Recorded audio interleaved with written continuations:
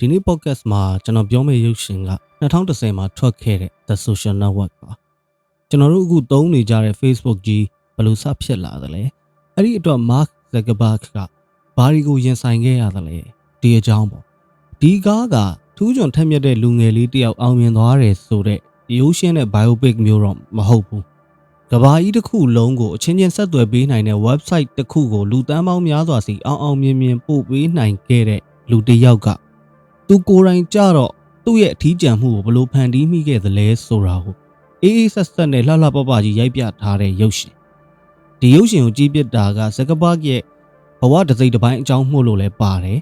ပြီးတော့ဇာညွန်က Aaron Sorkin ဗျာ A Few Good Men တို့ Charlie Wilson's War တို့ပြီးတော့ The West Wing series တို့ဒါတွေကိုရေးခဲ့တဲ့ဇာညွန်ကြီးဆရာပေါ့ဒါရိုက်တာကလည်း David Fincher ဗျာဆရာကြီး Zodiac ကြည့်မလား The Game 7 Fight Club ကြိုက်တဲ့ကားကိုလည်းညှိုးထိုးပြောလို့ရတဲ့ director ပေါ့နော်အကုန်ကောင်းတယ်မင်းသားကလည်းကျွန်တော်ကြိုက်တဲ့မင်းသား Jesse Eisenberg အဲ့ဒီတော့ဒီရုပ်ရှင်ကိုစပြီးရိုက်ဖြစ်တာကစာရေးဆရာ Ben Mesrich ရဲ့ The Accidental Billionaires ဆိုတဲ့စာအုပ်ကြောင့် producer Scott Rudin ကဒီစာအုပ်ကိုဖတ်ပြီးတော့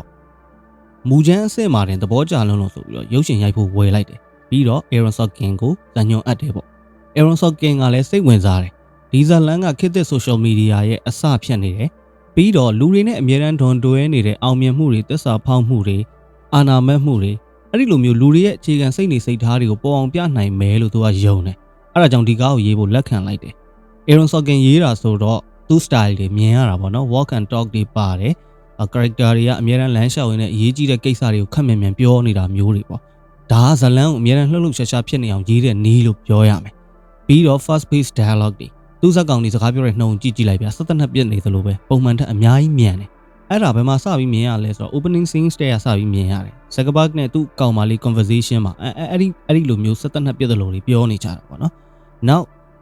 Aaron Sorkin က monologue ကို heavy use တွေသုံးတယ် tempo scenes တွေဆိုလို့ရှိရင်တယောက်တည်းကစကားအရှိန်တွေပြောပြလိုက်တာမျိုးပေါ့နော်ဒါမျိုးတွေသုံးတယ်အဲ့ဒီပုံစံတွေအကုန်လုံးကိုလည်းဒီရုပ်ရှင်ထဲမှာထုံးစံတိုင်းမြင်ရတယ်ဇာညွန်မှာဆိုရင် theory အရပြောရင် dialogue တွေဆိုတာက character ရဲ့ action ကို support လုပ်ပေးတဲ့ tool အနေနဲ့ပဲသုံးရမယ်လို့အခြေခံသိကြတယ် Aaron Sorkin ကကြတော့အဲ့ဒါကိုပြောင်းပြန်လှန်ပစ်တယ်သူကားတွေမှာဆိုရင် action ထက်သူ့ရဲ့စကားလုံးတွေကပိုပြီးတော့ရှေ့ရောက်နေတတ်တယ်ဒါသူ့ရဲ့ထူးခြားချက်ပေါ့ဇလန်ကတော့တော်တော်များများလဲသိပြီးသားကြည်ဘူးပြီးသားဖြစ်လိမ့်မယ် Zuckerberg တက္ကသိုလ်ကျောင်းသားဘဝကနေစတယ်သူ့ကောင်မလေးနဲ့ပြတ်ပြီးတော့ညာရင်းချင်းစိတ်နာနာနဲ့ website တစ်ခုစလုပ်တယ်ပေါ့ဗျာကျောင်းမှာရှိတဲ့ main ကလေးတွေရဲ့ဓာတ်ပုံတွေကိုရှင်းပြပြီးရွေးရတဲ့ face mesh ပေါ့အဲ့ဒီ website ကညာရင်းချင်း Harvard မှာနာမည်ကြီးသွားတယ်နောက်ကျတော့သူ့တကယ်ချင်း Eduardo နဲ့အတူတူ Facebook ကိုစပြီးတော့သူတည်ထောင်တယ် Eduardo နေရာမှာတရုပ်ဆောင်တာကလည်း Andrew Garfield မိုက်တယ်အစကတော့ The Facebook ပေါ့ဗျာအဲ့ဒီမှာလည်းပြဿနာတွေအများကြီးရှိတယ် Facebook idea ကို Zuckerberg က Winklevoss ညီကိုရီစီကနေခိုးပြီးတော့သူ့ကိုယ်ပိုင်ဖြစ်အောင်လုပ်ခဲ့တယ်လို့ဆွဆွဲခံရတယ်တရားစွဲခံရတယ်နောက်ပိုင်းကျတော့သူတို့ထက်လဲတဲ့ Sean Parker နဲ့ Zuckerberg နဲ့ပေါင်းမိသွားတယ် Sean Parker နေရာက Justin Timberlake ဆိုတော့Eduardo က Sean Parker ကိုသိမကြိုက်ဘူးဒါပေမဲ့ Zuckerberg ကကြတော့သူနဲ့ပေါင်းလို့တင်းလို့ရတဲ့သူ့ထက်လဲဝဲရှိတဲ့ Sean Parker ကိုတော်တော်သဘောကျတယ်အဲ့ဒီမှာတင်တဖြည်းဖြည်း Eduardo နဲ့ခွာပြဲလာတယ်ပေါ့နော် Sean Parker ရဲ့လက်ချက်ကြောင့်ပဲနောက်ပိုင်းမှာ Zuckerberg ကသူ့တကယ်ချင်းအရင် Eduardo ကိုပါသက်စာဖောက်မိတဲ့အထိဖြစ်သွားတယ်တကယ်တမ်းအပြင်မှာကြတော့ Eduardo ကလည်းရုပ်ရှင်ထဲမှာပြထားသလောက်ယူသားအေးဆေးနေတယ်လို့မဟုတ်သလို Sean Parker ကလည်းဇလန်ထဲမှာပြထားသလောက် villain မဟုတ်ဘူးလို့ပြောကြတယ် Sean Parker ကတကယ်တမ်းကြလို့ရှိရင် Facebook အောင်မြင်ဖို့အတွက်ပိုကောင်းတဲ့ idea တွေအများကြီးကိုတကယ်တမ်းမှာပေးခဲ့တယ်လို့လည်းပြောကြတယ်အဲ့တော့Facebook က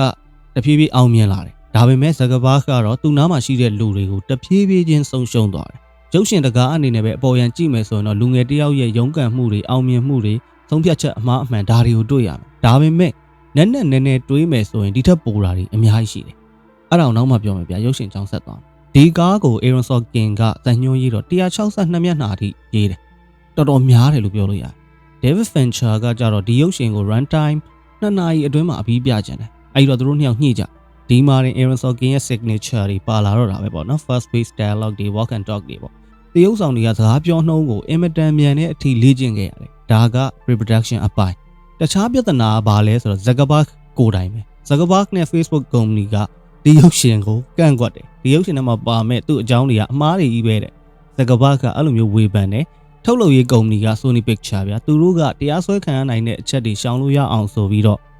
့ရုပ်ရှင်မြိုက်ခင်ဥပဒေအကြံပေးတွေနဲ့တိတိကျကျတိုင်ပင်ရတယ်။ Aaron Sorkin ကဘာလုပ်တယ်လဲဆိုတော့ဇညွှန်းရေးတော့အပြင်မှာတကယ်ဖြစ်ခဲ့တဲ့တရားစွဲတဲ့မှတ်တမ်းတွေကိုအဓိကအခြေခံပြီးတော့ရေးလိုက်တယ်။ဒါတွေကဥပဒေအရတရားဝင်ထွက်ဆိုချက်ပေးထားတဲ့ documents တွေဖြစ်နေတဲ့အတွက်ဒါလုံခြုံသွားတယ်ပေါ့နော် safe ဖြစ်သွားတယ်တရားစွဲလို့မရဘူးပေါ့။ဆက်ပြောရရင် David Fincher က perfectionism ဆိုတာနဲ့နာမည်ကြီးတယ်ဗျာရုပ်ရှင်တကားရိုက်ရင်တိတိကျကျတေးသေးချာချာရိုက်တယ်ပေါ့။ Andrew Garfield ဆိုလို့ရှိရင် Eldorado နေရာမှာတရုပ်ဆောင်မှု weight တွေလျှော့ရတယ်စိတ်ပိုင်းဆိုင်ရာပြင်ဆင်မှုတွေအများကြီးလုပ်ရတယ်။ Jesse Eisenberg ဆိုလို့ရှိရင်လည်း Zuckerberg ပုံစံအမူအရာအစစ်အတိုင်းဖြစ်အောင်တေးသေးချာချာလေ့လာရတယ်။ပြီးတော့ Fincher လိုချင်တဲ့ပုံစံအတိုင်းမျက်တောင်ခတ်တာအစစိတ်ရုပ်ဆန်ဆန်စိတ်ခံစားချက်မရှိတဲ့ပုံစံပေါက်အောင်တော်တော်လေးလေ့ကျင့်ပြီးမှရိုက်ခဲ့ရတယ်။ Fincher က Jesse Eisenberg ကို frame ထဲမှာအမြဲတမ်းတယောက်တည်းထားပြီးရိုက်ပြလိမ့်ရှိတယ်။အဲ့ဒါတေချာသတိထားကြည့်ရင်တွေ့လိမ့်မယ်။တခြားလူတွေနဲ့စကားပြောရင်လည်း तू ကမှန်နေ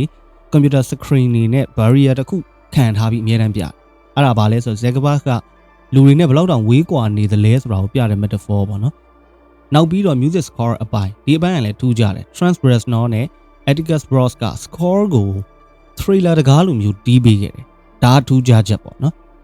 ဒီဇာတ်လမ်းထဲမှာပါတဲ့လူတွေရဲ့လောဘတွေတစ္ဆာဖောက်မှုတွေပြီးတော့တရားရင်ဆိုင်ရတယ်ဒါတွေကို thriller ဆန်ဆန်ပုံဖော်ခြင်းတဲ့သဘောပေါ့နော်ဒါကတော်တော်လေး epic ဖြစ်တယ်လို့ပြောရမယ် on set မှာလည်း hidden details တွေရှိတယ် opening scenes Zuckerberg နဲ့ Erica တို့စကားပြောတဲ့အခန်းကို Fincher က99 takes 69ချိန်တီးပြန်ရိုက်တယ် actor တွေသူတို့ရဲ့ပင်ကိုဟန်ပျောက်သွားပြီးတော့ character တွေလုံးဝ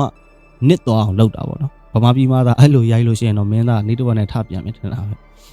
နောက်တစ်ချက်ကကြတော့ရုပ်ရှင်ထဲမှာပါတဲ့ Harvard တက္ကသိုလ်ရဲ့ Final Clubs တွေအကြောင်းကို Aaron Sorkin ကိုအသေးစိတ်ရှင်းပြခဲ့တာဘာလို့လဲဆိုတော့ မင်းသမီး Natalie Portman သူကအပြင်မှာလဲ Harvard ကျောင်းထွက်ဆိုတော့တည်တဲ့ကိစ္စတွေအကုန်လုံး Aaron Sorkin ကိုကူညီပေးခဲ့တယ်ပြောပြပေးခဲ့တယ်ပြီးတော့ Winklevoss အမွှာညီအကိုရီနေရာမှာတကယ်တမ်းတရုပ်ဆောင်တာက Armie Hammer တယောက်တည်းအဲ့ဒီအမွှာညီအကိုရီရဲ့ scenes တွေရိုက်တဲ့အချိန်မှာသူရဲ့နောက်ထပ် body double တယောက်ရဲ့2ယောက်သုံးတယ်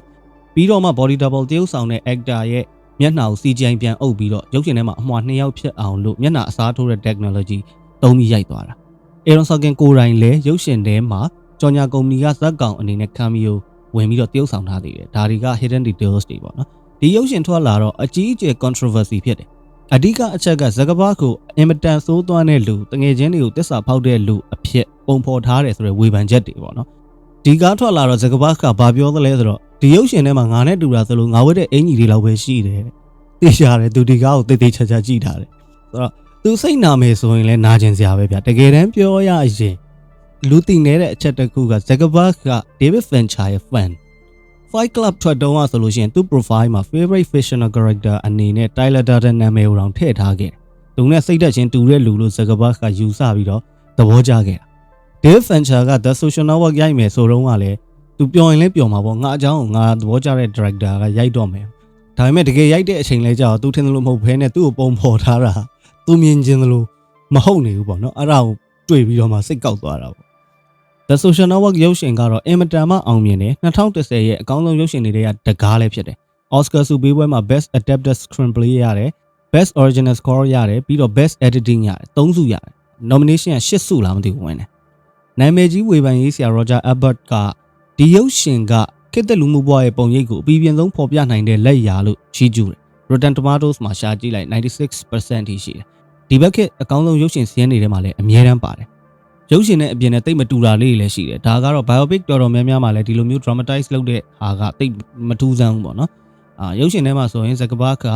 Erica နဲ့လမ်းခွဲပြီးတော့စိတ်နာနာနဲ့ Facebook ကိုဖန်တီးတယ်ဆိုတဲ့အချက်တကယ်တမ်းအပြင်မှာကြတော့ Zuckerberg ကအဲ့ဒီအချိန်ကလေးကအခုလက်ရှိသူ့ဇနီး Priscilla Chan နဲ့တွဲနေပြီသူနဲ့ပြတ်သွားတဲ့ကောင်မလေး Erica အဲ့ဒီဇက်ကောင်ကလည်းအပြင်မှာတကယ်မရှိဘူးဇလန်းအရာထည့်ရေးထားတာပဲဒါပေမဲ့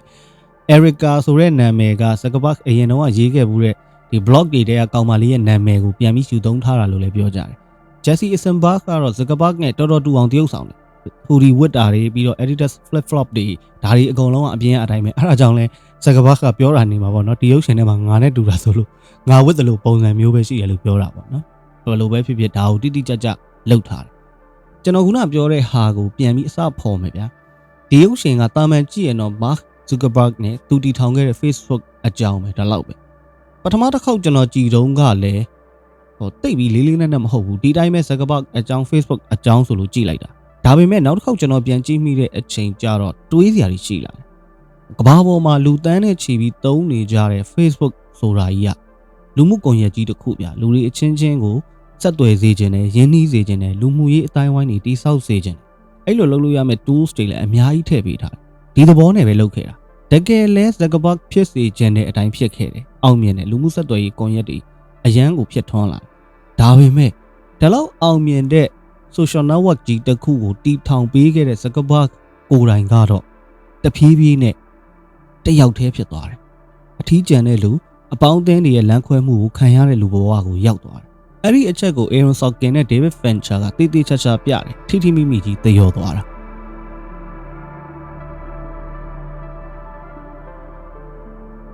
နောက်တစ်ချက်ကအောင်မြင်တယ်ဆိုတဲ့ကိစ္စလူတိုင်းအောင်မြင်ခြင်းကြတာပဲကိုလုံနေတဲ့အလုပ်အပေါ်မှာအောင်မြင်မှုရဖို့အတွက်လူတိုင်းလိုလားကြတာပဲဒါပေမဲ့တခါတလေကိုလိုချင်တဲ့အောင်မြင်မှုရဖို့အတွက်အဲ့ဒီနောက်ွယ်မှာကျွန်တော်တို့ပေးဆက်လိုက်ရတဲ့တန်ဖိုးတွေကဘလောက်များခဲ့ပြီလဲဘလောက်ကြီးခဲ့ပြီလဲအောင်မြင်မှုနောက်ကိုတကောက်ကောက်လိုက်ရင်းနဲ့ကျွန်တော်တို့နားချက်ရတဲ့လူတွေကိုကျွန်တော်တို့ဂရုစိုက်ဖို့မေ့နေကြတယ်သူတို့အတွက်အချိန်မပေးဖြစ်ဘူးပြီးတော့ကျွန်တော်တို့နဲ့ထိုက်တန်တဲ့ကိုယ့်အတွက်ကိုပေးရမယ့်အချိန်တွေကိုချက်ရမယ့်အချိန်တွေကျွန်တော်တို့ရဲ့ငယ်ရွယ်နှုပြိုမှုတွေအကုန်လုံးကိုပေးလိုက်ရတဲ့အဖြစ်တွေကျွန်တော်တို့ကိုယ်တိုင်လည်းလုံးမိနေကြတယ်အောင်မြင်လာတဲ့အချိန်လဲကြာရောကျွန်တော်တို့နားမှာစိတ်တူကိုယ်တူရလို့တယောက်မှမရှိတော့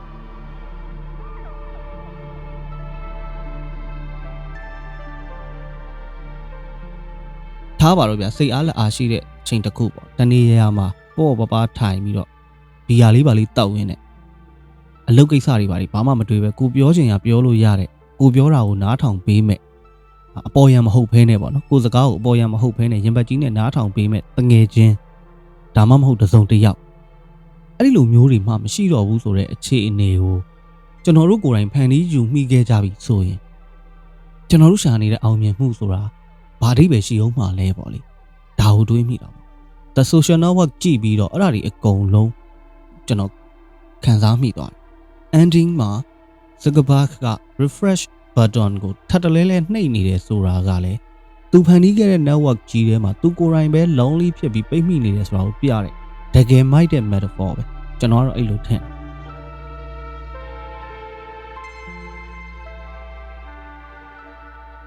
pre-ending မှာရှင်းနေမှာလေး Marilyn က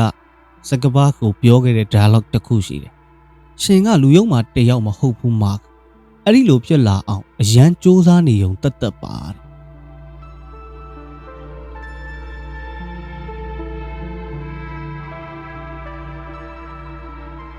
ဒီ podcast ကိုအချိန်ပေးပြီးနားထောင်ခဲ့ကြတဲ့အတွက်ကျေးဇူးတင်ပါတယ်ကျွန်တော် channel ကို subscribe လုပ်ပြီးတော့ notification bell လေးနှိပ်ပေးထားကြပါအောင်ခင်ဗျာ